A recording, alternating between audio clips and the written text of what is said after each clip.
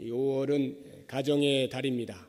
하나님께서 가정과 교회라고 하는 두 공동체를 직접 제정하셨는데 그 가운데 이 가정은 가장 작은 단위의 공동체입니다.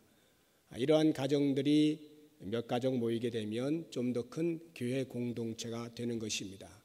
이 가정과 교회라고 하는 공동체는 하나님 나라를 대변하는 공동체입니다. 그래서 그 속에서의 삶을 통해서 비록 희미하지만 하나님 나라의 삶을 경험하는 것이고, 그런 면에서 우리의 가정과 교회 안에서는 하나님의 통치가 실현되어야 하는 것입니다.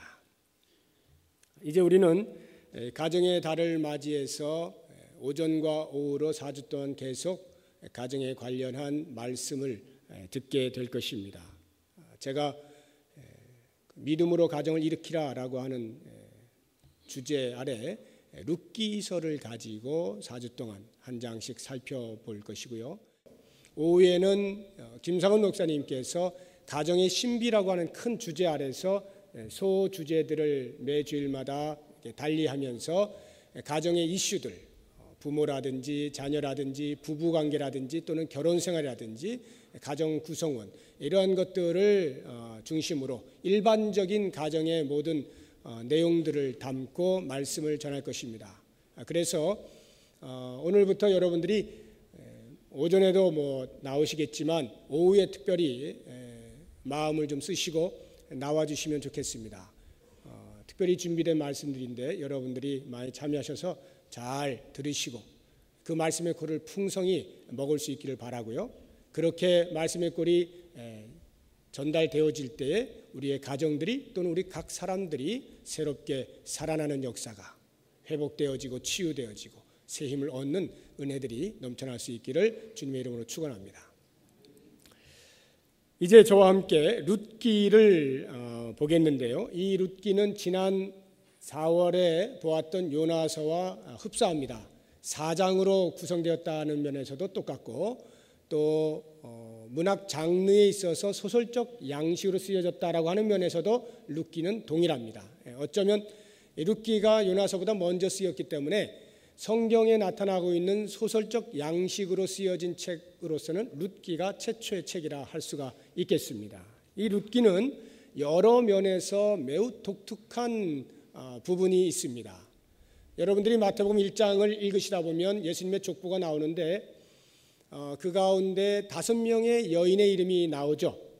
다말, 라합, 룻, 그리고 우리아의 아내라 이렇게 나오는데 바세바죠. 그리고 예수님의 어머니인 마리아, 이렇게 5명의 여인이 등장합니다. 이 유대 사회는 우리나라 사회하고 매우 비슷해서 족보에 여자 이름이 올라가지 않습니다. 그런데 이렇게 특별히 여자가 올라갔다라고 할 때는 그만한 이유가 있는 것입니다. 그 이유에 해당하는 5명의 여자 가운데 한 명이 이 룻입니다. 뿐만 아니라 성경에 보면 사람의 이름을 가지고 책명을 지은 것들이 꽤 있습니다. 베드로 전후서라든지 사무엘 상하라든지 이런 것들이 다 사람 이름으로 지어진 것인데 그 가운데에서 여자의 이름으로 지어진 책이 딱 2권이 있습니다. 한 권이 에스더서이고 또 한 권이 바로 이 룻기입니다. 그 가운데서도 에스더서는 그 에스더가 유대 여자였고요. 또 그 페르시아의 왕인 아하수에로 왕의 왕비였습니다. 그런 것에 비하면 이 룻은 이방 여인이었어요. 모압에 살던 여인이었고 신분에 있어서 남편을 잃은 과부였습니다. 그리고 돈 한 푼 없는 빈털터리의 여인이었습니다. 이러한 여인이 이 이스라엘 백성들의 역사를 쓰고 있는 구약 성경에 당당히 이름을 올리면서 책명으로 거론될 정도라고 하는 것으로 볼 때 우리는 벌써 짐작을 할 수 있어야 됩니다. 아하, 여기에 하나님께서 우리에게 무엇인가 전달하시고자 하는 큰 뜻이 있으시구나 하는 것을 알 수 있어야 됩니다. 그렇다고 하면 그 큰 뜻이 과연 무엇입니까? 그것은 2개로 정의될 수 있는데 하나는 믿음이고 또 다른 하나는 구원이라고 하는 것입니다. 하나님께서는 룻이라고 하는 그 천한 여인의 믿음의 모습을 우리에게 보여주시면서 믿음이 무엇이냐라고 하는 것을 설명하고 계십니다. 그리고 그 여인의 믿음을 통해서 하나님으로부터 멀리 떠난 한 가정이 어떻게 회복되어지고 어떻게 하나님의 복을 받느냐라고 하는 것을 우리에게 말씀해 주고자 하는 것입니다. 저는 이번 5월 한 달 동안에 이 룻기를 볼 텐데 그 중에서도 특별히 룻의 믿음이라고 하는 관점에서 집중적으로 조망을 해보려고 합니다. 각 장마다 나타나고 있는 룻의 믿음의 형태가 조금씩 다릅니다. 그 믿음의 모습들을 살펴보면서 어떻게 그녀의 믿음이 무너진 한 가정을 일으키고 하나님의 복을 받게 되었는가, 거기에 초점을 맞추어 말씀을 드리도록 하겠습니다. 오늘은 첫째 날로 1장을 보도록 하겠습니다. 결론부터 말씀을 드린다면 1장에서의 룻의 믿음은 결단하는 모습으로 나타납니다. 그것이 오늘 우리가 함께 읽은 16절, 17절에 나옵니다. 다시 한번 읽어보죠. 16절, 17절.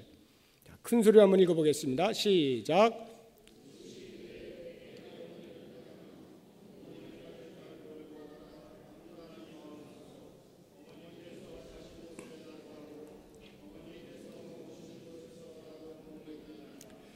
어머니의 백성이 나의 백성이 되고 어머니의 하나님이 나의 하나님이 되시리니 어머니께서 죽으시는 곳에서 나도 죽어 거기 묻힐 것이라. 만일 내가 죽는 일 외에 어머니를 떠나면 여호와께서 내게 벌을 내리시고 더 내리시기를 원하나이다 하는지라. 대단히 단호한 표현들로 구성이 되어 있죠. 이것이 믿음입니다. 믿음은 단호하게 결단하는 거예요. 물론 이 구절을 표면적으로 보면 어머니를 끝까지 따르겠다라고 하는 이 며느리의 굳은 결의입니다. 룻의 효성을 볼 수 있는 대목이고 이렇게 가정의 달을 맞이해서 우리가 깊이 묵상해 볼 만한 그러한 대목입니다. 그러나 사실은 이 구절은 룻의 하나님을 향한 진한 신앙의 고백인 것을 알아야 합니다. 그렇다고 하면 룻의 이 결단은 다른 그 무엇보다 하나님을 선택하는 결단인 것입니다. 어떤 경우에도 하나님의 편에 서 있기로 결단하는 것, 이러한 룻의 결단 속에 우리는 두 가지를 살펴볼 수가 있습니다. 한 가지는 믿음의 대상, 즉 누구를 믿기로 결단하느냐라고 하는 부분이고요. 또 다른 한 가지는 믿음의 정도, 즉 어느 정도 믿기로 결단해야 하느냐라고 하는 부분입니다. 먼저 믿음의 대상에 대해서 생각을 해보도록 하겠습니다. 룻이 어떻게 하나님을 만나게 되었느냐라고 하는 구체적인 언급은 성경에 나와 있지 않습니다. 그러나 우리는 금방 알 수 있어요. 룻이 시집을 와서 그곳에서 여호와를 경외하는 그러한 가정들을 이렇게 보면서 대화를 통해서 또는 설거지하면서 청소하면서 일하면서 일상의 생활 가운데에서 하나님을 만나게 되었을 것이란 짐작을 해봅니다.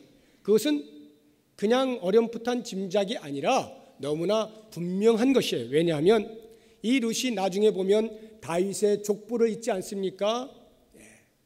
다윗의 아버지 이새의 아버지인 오벳을 낳잖아요. 그러니까 다윗의 족보를 잇는 여인이고 그 다윗으로부터 해서 그리스도가 탄생하게 되니까 그리스도의 조상으로 룻이 등장하게 되는 것입니다. 그러한 여인이라고 할 때 하나님께서 그 가정에서 룻을 인격적으로 만나 주셨을 것이란 사실은 의심의 여지가 없는 것입니다. 그렇다고 하면 룻은 하나님을 그 생활 가운데서 만나게 되면서 과거 자신이 섬겼던 모압의 신인 그 그모스를 섬기던 것과는 전혀 다른 믿음을 가지게 되었을 것이 분명합니다. 그 다른 믿음이라고 하는 것이 과연 무엇입니까? 인격적인 만남이 있었다라고 하는 면에서 그모스의 신을 섬기던 것과는 다른 믿음인 것입니다. 기독교의 믿음은 철저하게 인격과 인격의 부딪힘 속에서 발생한다는 면에서 그 어떤 종교도 흉내낼 수 없고 유일하고 독특한 믿음이라 할 수 있습니다. 기독교 대백과사전에 믿음을 이렇게 정의를 하고 있습니다. 믿음은 어떤 사물에 대한 신념과 어떤 사람에 대한 신뢰를 가리키는 말이다. 신학에서 믿음이란 인간이 절대자 또는 초월자를 이해하는 것을 나타내는 표현이다. 믿음은 새로운 지식을 발견하는 것과는 대조적으로 계시에 응답하는 것이다. 성경에 있어서 신앙의 대상은 하나님이시고 이 최고의 인격화는 하나님께서 한 인간으로 자신을 계시하셨으며 따라서 우리 주 예수 그리스도의 아버지로 불리어지는 신약의 선언에서 이루어져 있다. 이것에 의하면 신앙이란 1차적으로 신념이라기보다는 신뢰이며 추상적인 지식이기보다는 인격적인 관계의 문제이다. 이렇게 정의를 하고 있어요. 그렇다고 하면 과연 다른 종교에서의 믿음, 다른 종교에서의 신앙심이란 무엇입니까? 그것은 인격과 인격의 만남이 아니라 인격과 비인격체와의 만남입니다. 사람의 손으로 만들어진 신이, 사람의 손으로 만들어진 우상이 인격체일 리가 없지 않습니까? 이 땅에 있는 모든 종교가 섬기고 있는 신은 전부 사람이 만든 것이죠. 그러므로 인격이 없는 것입니다. 이렇게 비인격체를 대상으로 하여서 신앙을 한다라고 할 때에 그 믿음이라고 하는 것은 인격적인 관계의 문제가 아니라 신앙하는 자의 열심 그리고 신앙하는 자의 일방적인 신념으로만 설명이 될 수 있는 것입니다. 다른 어떤 종교에서도 신이 인간을 설득한다는 말이 없어요. 신은 인간을 설득하지 않습니다. 다만 인간이 그 종교가 갖는 초월적인 힘을 내가 얼마만큼의 공을 들여서 갖다가 잘 쓰느냐라고 하는 것으로 그들의 믿음의 분량을 측정할 뿐인 것입니다. 이처럼 이 땅에 있는 모든 종교는 인격이 아닌 초월에 그 기초를 두고 있습니다. 종교가 이 초월의 기초를 두고 있기에 언제 어디서나 종교로서의 적당한 그 정도의 대접은 받을 수가 있습니다. 왜냐하면 미개한 사람이 되었든지 가장 지성인이 되었든지 이 초월적인 사건 앞에서는 모두가 고개를 숙일 수밖에 없는 인간이기 때문에 그렇습니다. 이러한 종교적인 특성 때문에 다양한 종교들이 아직도 이 땅에 버젓이 존속하고 있는 것입니다. 이와 같은 헛된 현상들에 대하여서 하박국 선지자는 그 우상의 실체를 정확하게 묘사를 하고 있습니다. 하박국서 2장 18절 이하 이렇게 나옵니다. 새긴 우상은 그 새겨 만든 자에게 무엇이 유익하겠느냐? 부어 만든 우상은 거짓 스승이라. 만든 자가 이 말하지 못하는 우상을 의지하니 무엇이 유익하겠느냐? 나무에게 깨라 하며 말하지 못하는 돌에게 일어나라 하는 자에게 화 있을진저 그것이 교훈을 베풀겠느냐? 보라, 이는 금과 은으로 입힌 것인즉 그 속에는 생기가 도무지 없느니라. 이 땅에 종교가 섬기고 있는 모든 신은 만들어진 신이기에 생기가 없어요. 인격이 아니다라고 하는 것입니다. 그래서 이 종교들은 초월에 기초할 수밖에 없는 거예요. 그러나 기독교의 믿음은 초월이 아닌 계시에 근거하고 있는 것을 아셔야 합니다. 계시에 근거를 둔다는 말은 살아계신 하나님의 말씀과 그 언약에 기초한다는 말입니다. 이러한 인격적인 만남을 통해서 하나님의 광대하심과 하나님의 신실하심과 하나님의 자비하심에 설복되어 무릎을 꿇는 것, 그것이 바로 우리 기독교의 믿음인 것입니다. 그렇다고 해서 기독교에 초월이 없는 것은 아닙니다. 온 우주 만물을 지으신 이가 어찌 초월적인 능력이 없으시겠어요? 그 누구보다 가장 확실하고 분명한 초월적 능력을 가지신 분이죠. 그래서 성경에도 보면 수없이 많은 이적과 기사들이 기록이 되어 있고 충만하게 넘쳐납니다. 그리고 실제로 하나님께서는 때로 우리들을 그 초월적인 존재로 만나 주십니다. 그러나 하나님께서는 기본적으로 근본적으로는 초월적으로보다는 계시를 통하여 만나시기를 더 원하십니다. 인격적인 설득을 통하여서 하나님께 믿음의 결단을 보이도록 요청하시는 것을 즐겨 하시는 것입니다.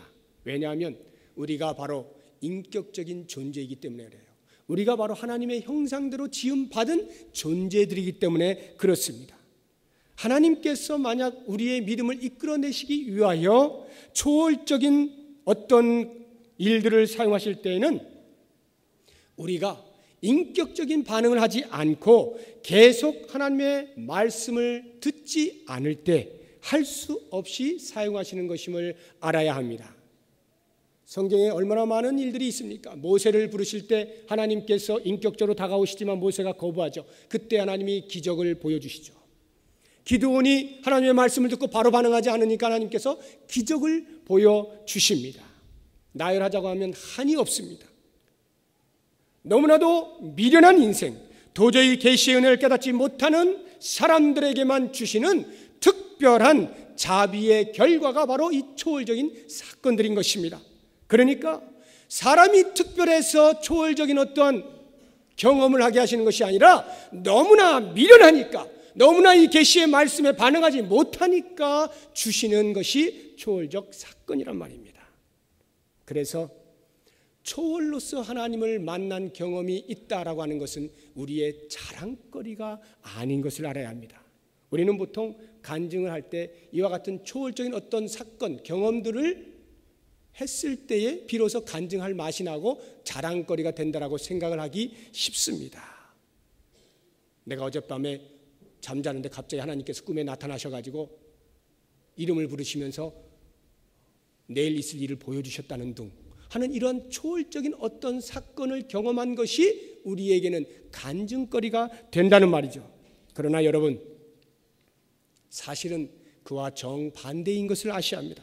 얼마나 깨지지 않으면, 얼마나 하나님의 신실한 계시 앞에 저항하고 버티고 서 있으면, 얼마나 하나님의 인격적인 설득을 거부하고 무시하려고 하면 하나님께서는 초월적인 현상을 통해서라도 알게 하시려는가 라고 하는 것을 생각할 수 있어야 한단 말입니다.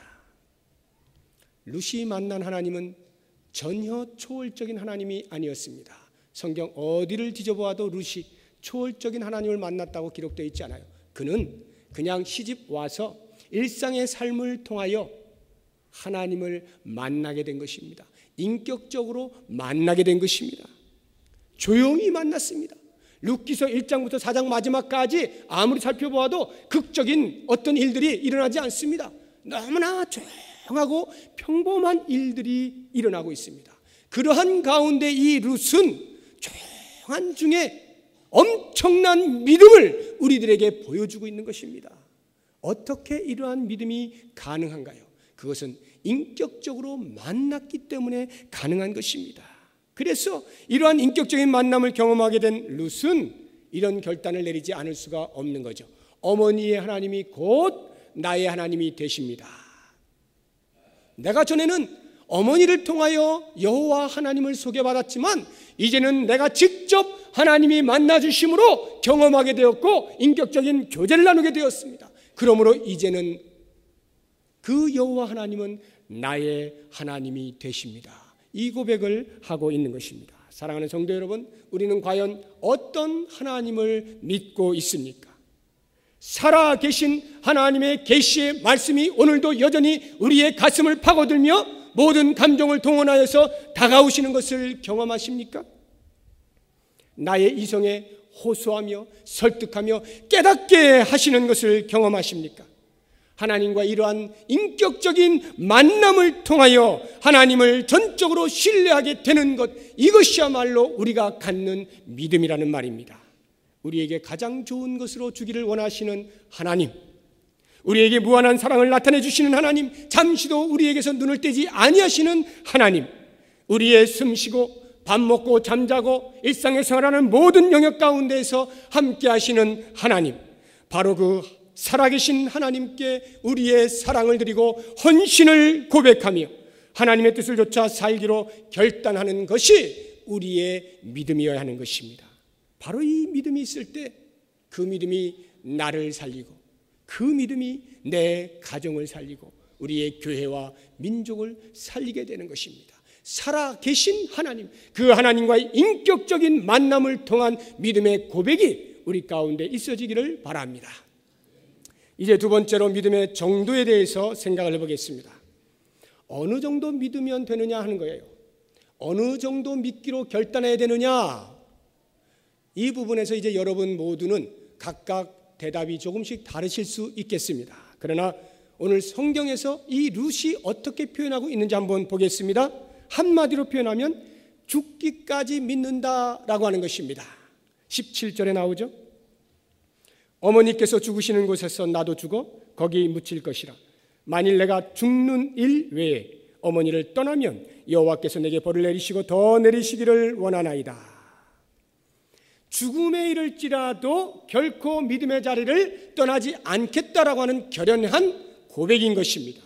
이러한 룻의 믿음이 어느 정도인지 우리는 이 말씀만 가지고는 잘 감이 안 잡혀요.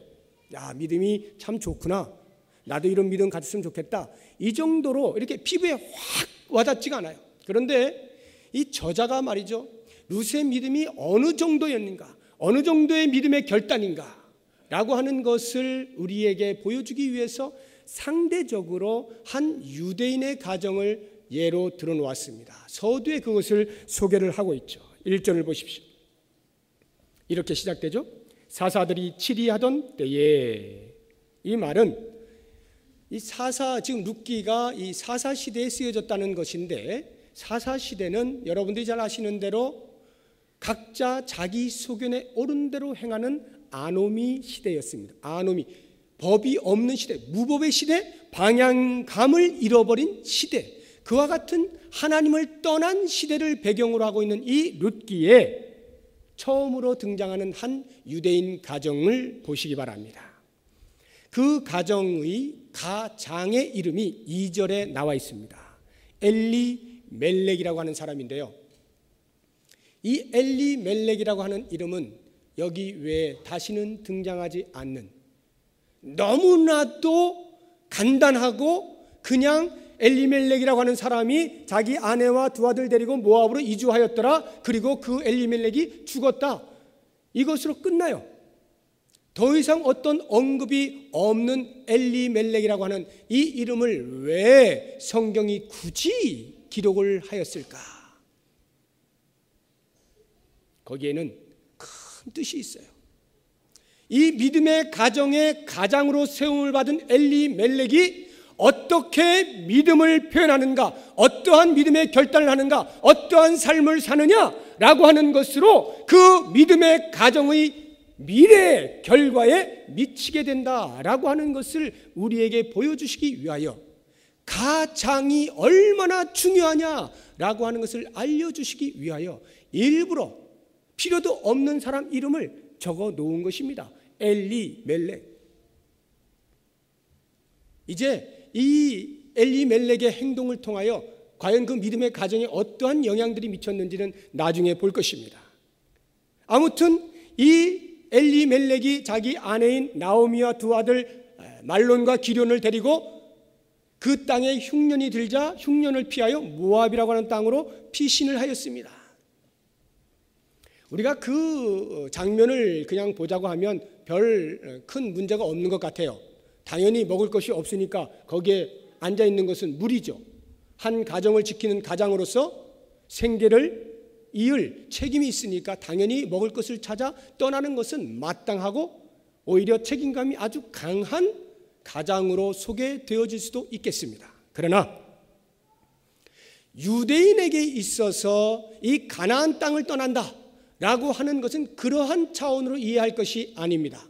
하나님께서 이스라엘 백성들을 출애굽시키시고 광야에 그 모진 훈련을 시키신 후에 가나안 땅으로 들여보내실 때에 이렇게 약속을 하시죠. 여기는 젖과 꿀이 흐르는 내가 약속한 땅이다. 너희들이 이 땅에 들어가서 내 말을 잘 지켜 행하면, 언제나 내 말에 순종하면 내가 너희로 모든 먹을 것과 입을 것과 잠잘 것과 사는데 아무런 지장이 없게 해주겠다. 그런 의미에서 가나안 땅은 약속의 땅이요 젖과 꿀이 흐르는 땅이었습니다. 이러한 땅을 떠나서 흉년을 피하여 다른 곳으로 이주한다라고 하는 것은 하나님의 그 약속의 말씀을 신실하게 붙들지 못한 불신의 행위인 것을 우리가 알아야 하는 것입니다. 하나님께서 약속해 주신 그 젖과 꿀이 흐르는 그 약속의 땅에 왜 흉년이 들었을까요? 아까 말씀드린 대로 사사시대에는 하나님의 말씀이 온데간데 없이 사라져버렸습니다. 오직 각자 자기 속에 옳은 대로 행동하는 것뿐입니다. 그와 같은 하나님을 떠난 시대에 대하여 하나님께서 징계로 흉년을 주신 것입니다. 그렇다고 하면 만약 경건한 사람이라고 할 때에 그 사람은 무릎을 꿇고 하나님, 우리의 잘못을 용서하여 주옵소서, 회개하고 통회하고 하나님 앞에 돌아옴으로 하나님의 부어주시는 이른 비와 늦은 비를 통하여 다시 한번 먹을 것을 공급받을 수 있어야 하는데, 그것을 택하지 아니하고 이제 하나님께서 역사하지 않으시는가 보다 라고 하고 다른 땅으로 가서 먹을 것을 찾았다라고 하는 것, 거기에 바로 하나님을 향한 불신의 모습이 있는 것입니다. 그러므로 가나안 땅을 떠났다라고 하는 것은 하나님을 떠난, 하나님을 믿는 믿음으로부터 떠난 것을 상징적으로 보여주고 있는 말씀인 것입니다. 이 한 가장의 선택으로 말미암아 믿음의 자리를 떠나게 된 가정이 어떻게 되는지 성경은 아주 정확하게 표현을 해주고 있습니다. 1절에서 5절 사이를 보시면 엘리멜렉이 모압으로 이동을 한 지 얼마 안 돼서 죽은 것 같아요. 죽었다고 나오죠. 그리고 한 10년쯤 생활을 하는데 그 사이에 나오미가 두 아들 말론과 기련을 그 땅에 있는 모압 여인과 결혼을 시킵니다. 그런데 한 10년쯤 지났을 때에 그 두 아들마저 죽게 됩니다. 5절을 보십시오. 말론과 기련 두 사람이 다 죽고 엘리멜렉은 이미 그 전에 죽어 있습니다. 그 여인은 두 아들과 남편의 뒤에 남았더라. 다 죽고 그냥 나오미가 혼자 남았습니다, 이런 말이 아니라 지금 이 말은 이 나오미가 어느 정도로 비참한 상태에 있느냐라고 하는 것을 완곡하게 표현해주고 있는 말입니다. 남편과 아들들을 다 잃고 졸지에 과부가 된 남겨진 한 여인의 비극적인 삶이 어느 정도인가라고 하는 것은 그 여인의 입을 통하여 직접 우리가 들어볼 수가 있습니다. 13절 중반절을 보십시오. 나오미가 이렇게 고백하죠. 여호와의 손이 나를 치셨으므로, 여호와의 손이 나를 치셨으므로 나는 너희로 말미암아 더욱 마음이 아프도다. 19절을 가보시기 바랍니다. 19절로 21절까지 보면 아주 자세하게 표현이 되어 있습니다. 이에 그 두 사람이 베들레헴까지 갔더라. 룻과 나오미가 베들레헴으로 돌아간 것입니다.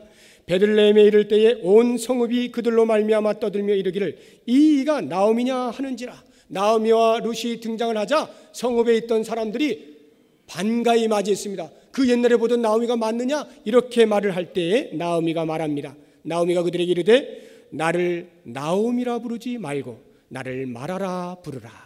이는 전능자가 나를 심히 괴롭게 하셨음이니라. 내가 풍족하게 나갔더니 여호와께서 내게 비어 돌아오게 하셨느니라.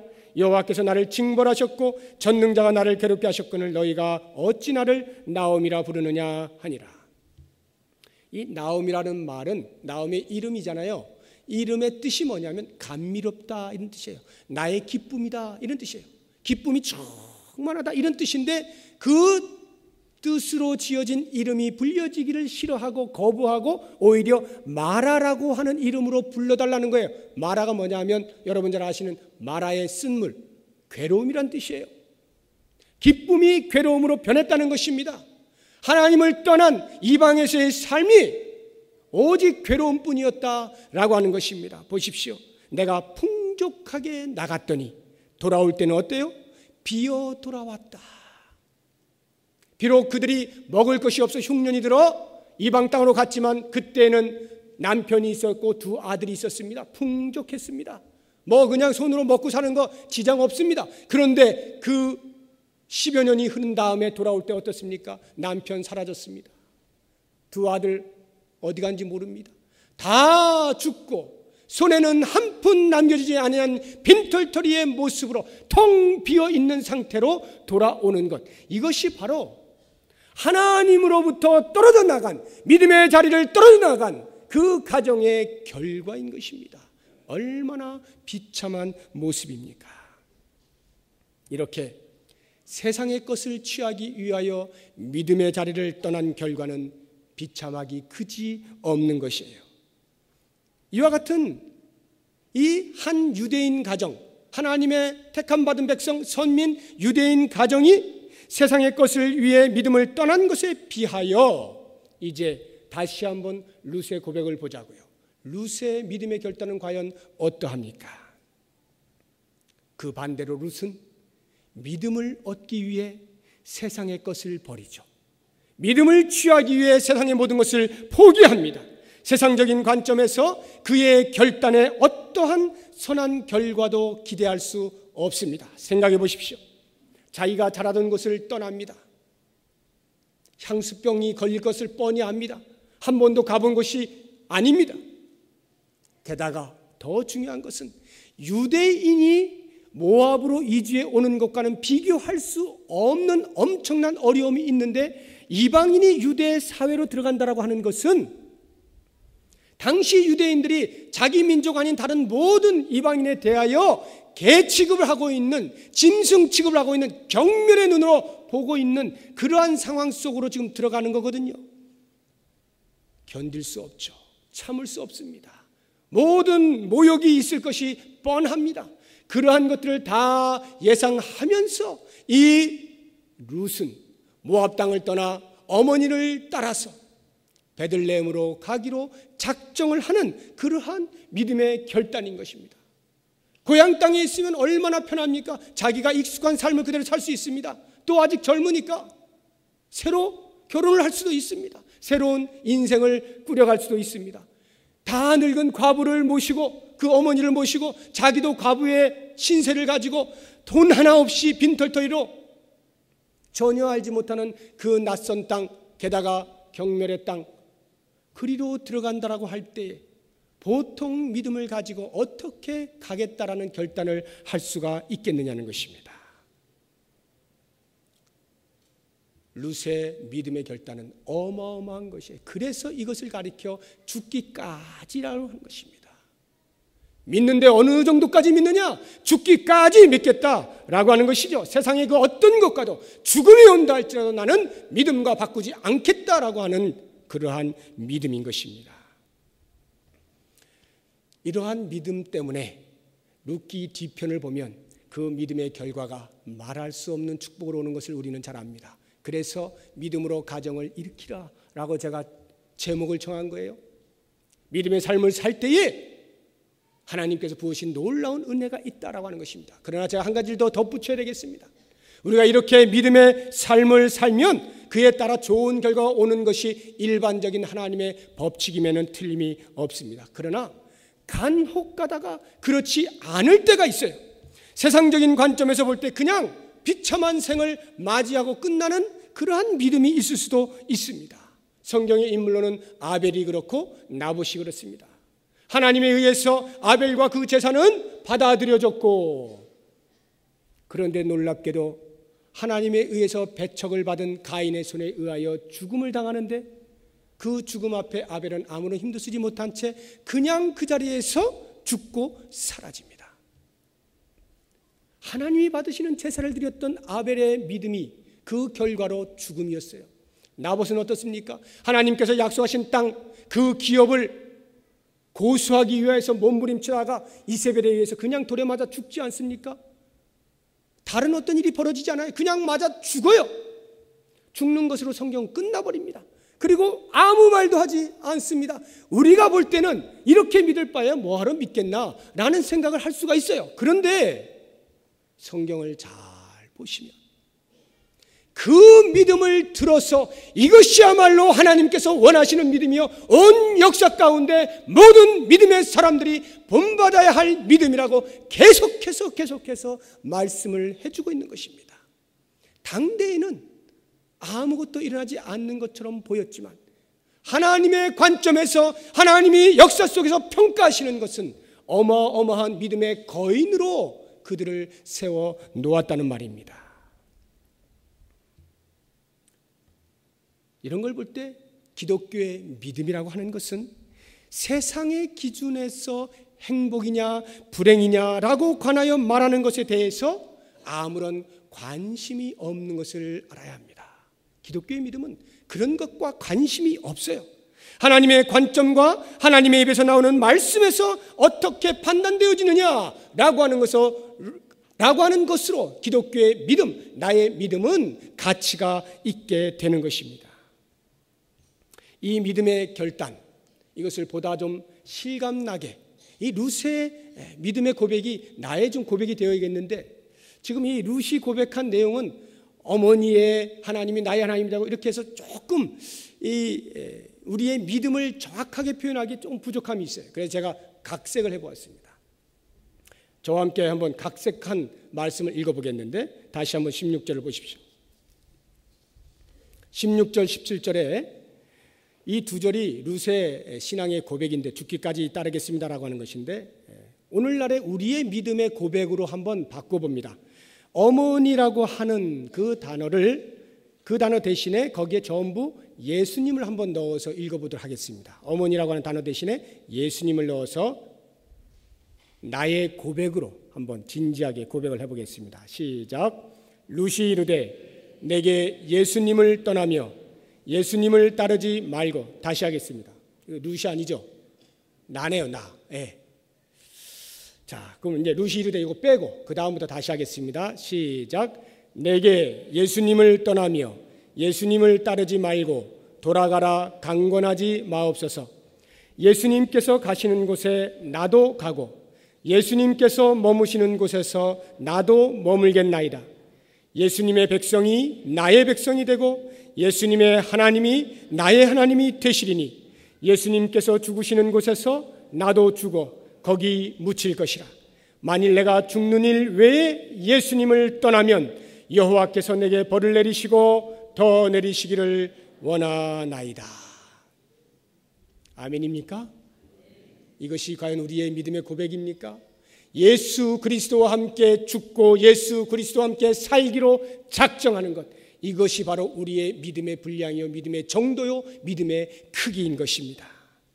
이런 결단을 엘리멜렉이나 나옴이나 말론이나 기련이나 이와 같은 유대인들에게 발견케 하여서 우리에게 보여주지 아니하시고 왜 룻이라고 하는 이방 여인, 천한 여인을 통하여 보여주시는가라고 할 때는 큰 뜻이 있는 것을 알아야 합니다.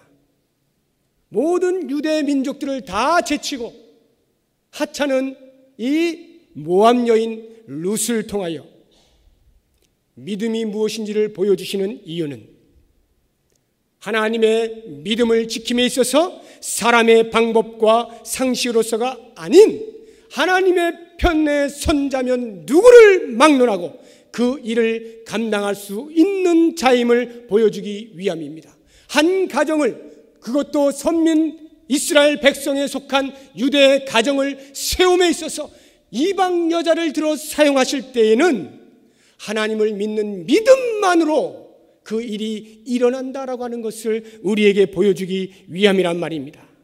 하나님을 신뢰하는 믿음을 가진 자면 그의 신분이 어떠하든지 그의 출신이 어떠하든지 상관없다는 거예요. 우리는 흔히 큰 일을 감당할 때에는 그에 걸맞은 자질을 또는 자격을 기본적으로 타고나야 된다는 생각을 하기 쉽습니다. 그러나 우리의 믿음은 오직 하나님을 붙드는 그 사실 한 가지만으로 결정이 되는 거예요. 아브라함을 보십시오. 오늘날 우리들에게 믿음의 조상으로 불려지고 있지만 그가 처음부터 그런 것 아닙니다. 그가 갈대 우르에서 하나님으로부터 나오게 되어질 때 그의 형편이 어떠했습니까? 그 아버지 데라는 우상을 만드는 사람이에요. 우상 만드는 집에서 뭐 배웠겠어요? 가장 불쌍하고 가장 비참한, 하나님으로부터 가장 먼 거리에 있는 가정의 한 사람을 택하여 믿음이라고 하는 것을 통해서 어떻게 온 인류의 조상이 되게 만드시는지 우리에게 보여주시는 거예요. 다윗을 보십시오. 오늘날 우리들에게 놀라운 역사의 선왕으로 불려지고 있지만 그 다윗이 태어났던 그 가정은 아주 보잘것없는 목동의 집에 불과했습니다. 8형제가 전부 다 목동이에요. 아버지도 목동이에요. 이름 하나 제대로 등장하지 않았던 사람들입니다. 사무엘이 그 집을 찾기 전까지는 아무도 모르는 집안이었습니다. 그런 집안에서 하나님께서 다윗을 선택하여서 믿음이라고 하는 것을 통하여 하나님을 선택하게 만들게 하시고, 그 다윗을 가리켜 역사 속에서 가장 위대한 사람이라 선왕이 되게 하심으로 그 목동의 집에서 왕가가 탄생하도록 만들어 놓는 것 아닙니까? 이것이 바로 기독교의 믿음이에요. 하나님을 선택하는 그 한 가지 사실만으로 내가 변할 뿐만 아니라 내가 속한 가정이 변할 수 있다는 것입니다. 내 가정이 변하는 것뿐만 아니라 우리의 교회와 민족이 바뀔 수 있다는 것입니다. 사랑하는 성도 여러분, 저는 여러분들에게 오늘 도전을 하고 싶습니다. 특별히 이 자리에 믿음의 가정의 가장이라고 생각하시는 분들, 속으로 손들어 보십시오. 속으로. 괜히 들어놓고 미안할 수 있기 때문에 내가 믿음의 가장이다, 우리 가정의 가장이다 라고 생각하시는 분들은 오늘 이 말씀을 깊이 묵상하시기 바랍니다. 엘리멜렉처럼 그렇게 하나님을 떠나는 자리를 선택할 것인가? 아니면 룻과 같이 다른 것 다 포기해서라도 하나님을 선택하는 믿음의 자리에 있을 것이냐? 이것은 전적으로 가장이 어떻게 선택하느냐에 따라서 그 가정의 미래가 달려 있습니다. 사랑하는 여러분, 여러분의 가정은 어떤 가정으로 이끌어가기를 원하십니까? 그냥 우리가 이 땅에 사는 동안에 지장 없을 정도로 살면 그것으로 끝입니까? 아닙니다. 우리는 그렇게 부름받은 사람들이 아닙니다. 하나님이 원하시는 가정으로 부름받은 사람이기에 그 믿음의 가정의 가장은 그 무엇보다도 다른 그 누구보다도 가장 먼저 하나님을 믿는 믿음의 자리에 서 있어야 하고, 그 믿음이 변개하지 아니하는 깊은 믿음의 뿌리를 내릴 수 있어야 하는 것입니다. 그렇게 되어질 때 그 가장 한 사람을 통하여 온 가정이 하나님 보시기에 아름다울 뿐만 아니라 많은 사람들에게 놀라운 칭송을 받는 가정이 되는 것입니다. 내가 지금 1세대 믿음을 가진 사람이라 생각하시는 분 계십니까?